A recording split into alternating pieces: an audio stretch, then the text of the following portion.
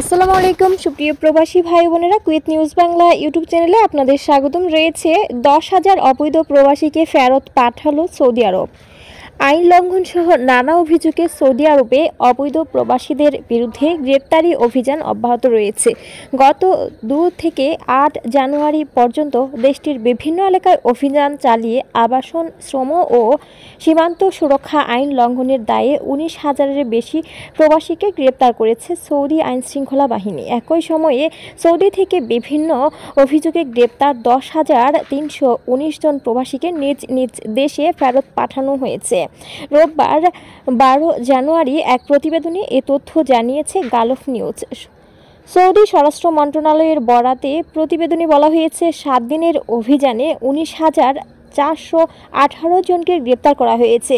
ওদের মধ্যে আবাসিক আইন লঙ্ঘনের অভিযোগে 11,787 জনকে, নিরাপত্তা লঙ্ঘনের অভিযোগে 4,380 জনকে এবং 3,249 জনকে শ্রম আইন লঙ্ঘনের অভিযোগে গ্রেপ্তার করা হয়েছে। এছাড়া অবৈধভাবে সীমান্ত অতিক্রম করে সৌদিতে প্রবেশের চেষ্টা করায় 1,221 জনকে গ্রেপ্তার করা হয়েছে। এদের মধ্যে 42% ইয়েমেনি, 56% ইথিওপিয়ান এবং 2% অন্যান্য দেশের নাগরিক রয়েছেন। একই সময়ে সৌদি আরব থেকে অবৈধভাবে পালিয়ে যাওয়ার সময় 136 জনকে গ্রেপ্তার করা হয়।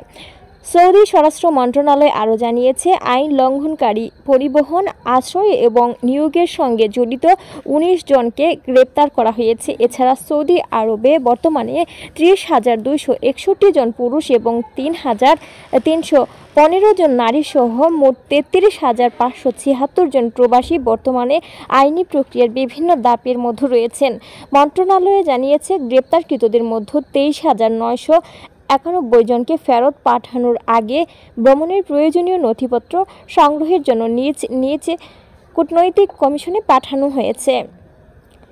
পাশাপাশি 3,869 জনকে ফেরত পাঠানোর ব্যবস্থা করতে চূড়ান্ত সিদ্ধান্ত দেওয়া হয়েছে। এছাড়া 10,319 জনকে নিজ নিজ দেশে পাঠানো হয়েছে।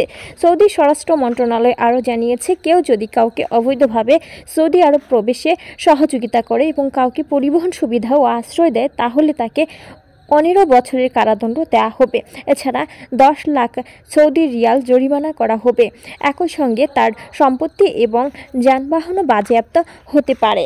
সুপ্রিয় বন্ধুরা, এই ছিল কুয়েত নিউজ বাংলা এবং প্রবাসীদের জন্য আপডেট গুরুত্বপূর্ণ সংবাদগুলি। পরবর্তীতে কুয়েত নিউজ বাংলার নতুন নতুন খবর পেতে আমাদের কুয়েত নিউজ বাংলা ইউটিউব চ্যানেলটি অবশ্যই সাবস্ক্রাইব করবেন এবং বেল বাটনে ক্লিক করে রাখবেন। বেল বাটনে ক্লিক করার ফলে আপনার স্মার্টফোন ও কম্পিউটারে সক্রিয়ভাবে সকল ভিডিওর নোটিফিকেশন পৌঁছে যাবে।